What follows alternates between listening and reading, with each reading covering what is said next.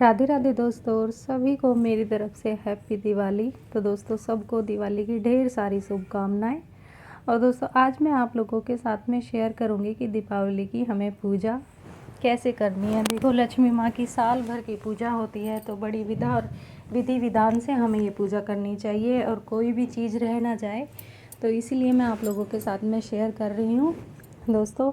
तो सबसे पहले दोस्तों, हमें देखो साफ़ सफाई करके और चौकी लगानी है। सबसे पहले हमने स्वास्तिक वगैरह बना के साफ़ सफाई करके, और ये एक पोस्टर हमने लगाया है माता रानी का, गणेश जी भगवान, सरस्वती मैया।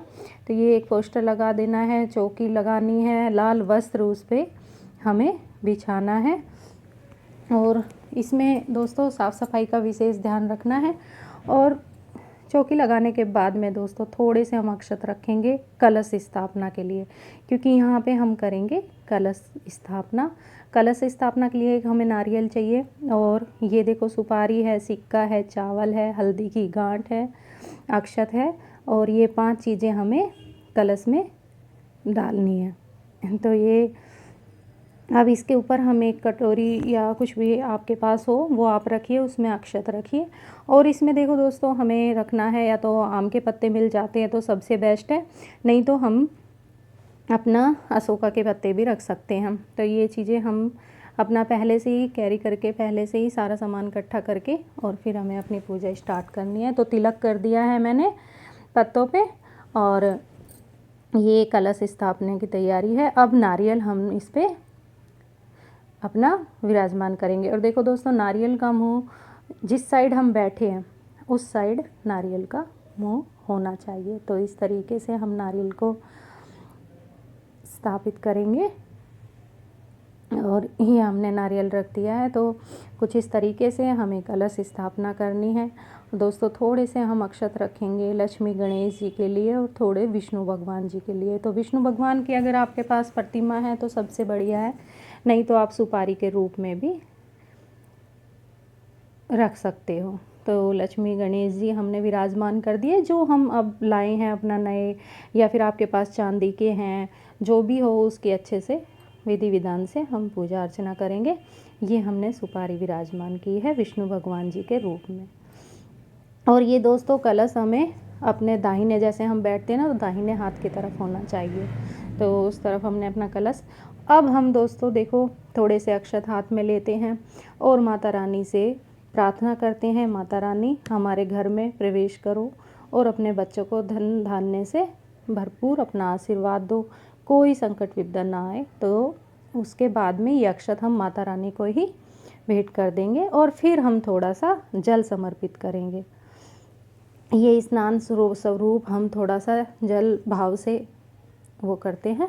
और यहाँ पे दोस्तों देखो एक बड़ा दिया हम लगाएंगे, और दिया आप जैसे छोटा भी लगा सकते हो, लेकिन अगर बड़ा है तो बड़ा लगाइए।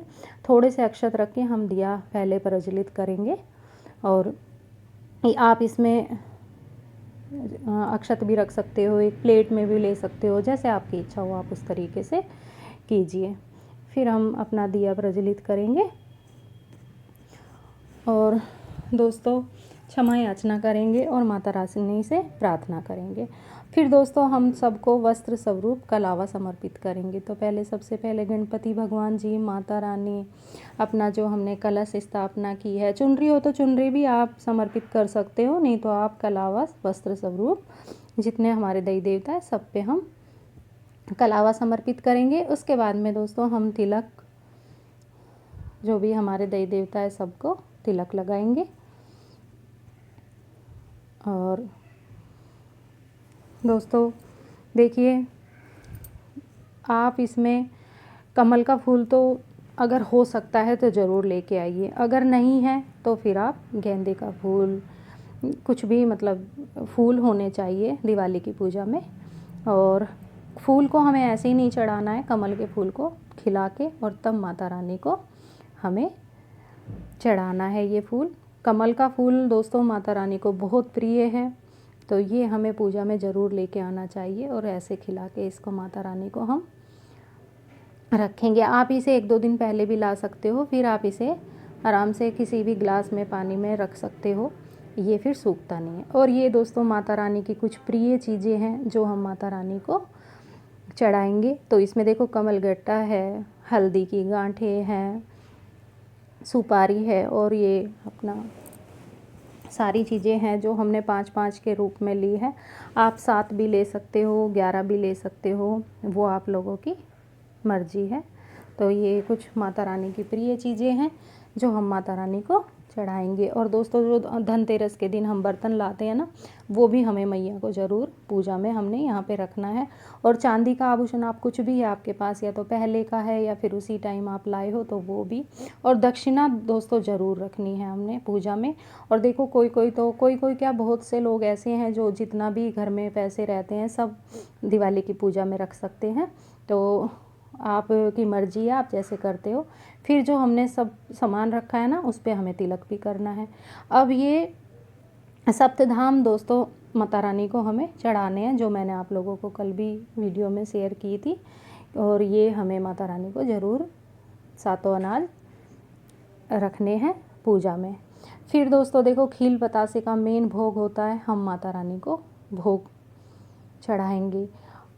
ड्राई फ्रूट्स वगैरह, फल जो ऋतु फल होते हैं उस तरीके फल भी हमें माता रानी को भोग में चढ़ाने हैं, मिठाई भी। और अगर घर में आप कुछ भी बनाते हो मीठे में तो वो भी सब हमें माता रानी को भोग स्वरूप चढ़ाना है। अब दोस्तों देखो पान के पत्ते पे हमें सारा भोग जो जो हमने चढ़ाया है ना, थोड़ा थोड़ा हम रखेंगे। और माता रानी को, क्योंकि पान का पत्ता माता रानी को बहुत प्रिय है, तो उसी पे ही हम माता रानी का सारा भोग चढ़ा के और वहीं पे विराजमान कर देंगे इसको। तो इस तरीके से हमने अपना पूजा करनी है।